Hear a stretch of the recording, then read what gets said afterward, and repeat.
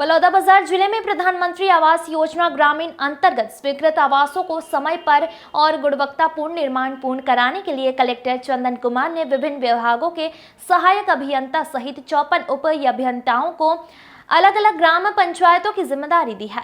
Collector Shri Kumar ने गुरुवार को संयुक्त जिला कार्यालय के सभा कक्ष में अभियंताओं की बैठक लेकर आवश्यक दिशा निर्देश दिए। कलेक्टर ने कहा कि प्रधानमंत्री आवास के निर्माण के लिए फरवरी से जून तक सबसे उपयुक्त समय है। इस अवधि में सभी स्वीकृत आवास का निर्माण पूरा करना है। आवास निर्माण के लिए अभियंता जरूरी तकनीकी सहयोग के साथ ही हितग्राहियों को निर्माण के लिए प्रोत्साहित भी करें। जो हितग्राही बड़ा मकान बनाना चाहते हैं उन्हें पहले पीएम आवास पूरा करने के बाद विस्तार करने की समझाइश दें। उन्होंने कहा कि हितग्राहियों को यह भी बताएं कि निर्माण में मनरेगा अंतर्गत मजदूरी का भी भुगतान किया जाएगा।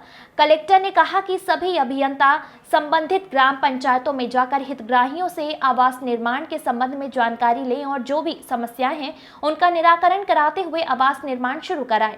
आवास निर्माण के लिए सामग्री, मिस्त्री, स्टेयरिंग, प्लेट इत्यादि की समस्या होने पर तत्काल जिला पंचायत को सूचित करें। और बताया गया कि प्रधानमंत्री आवास योजना ग्रामीण के तहत जिले में 45,373 आवास स्वीकृत हुआ है, जिसमें से अब तक 39,245 आवासों का निर्माण पूर्ण हो गया है। अपूर्ण आवासों को पूर्ण कराने के लिए जिला प्रशासन के द्वारा लगातार मॉनिटरिंग की जा रही है। जनपद पंचायत बलौदाबाजार में 1,841, भाटापारा में 454, कसडोल में 2,741, पराली में 925 और जनपद पंचायत सिमगा में 167 आवासों का निर्माण जारी है। बैठक में सीईओ जिला पंचायत नम्रता जैन सहित सहायक अभियंता, उप अभियंता और जिला पंचायत के अधिकारी उपस्थित थे। Bureau report.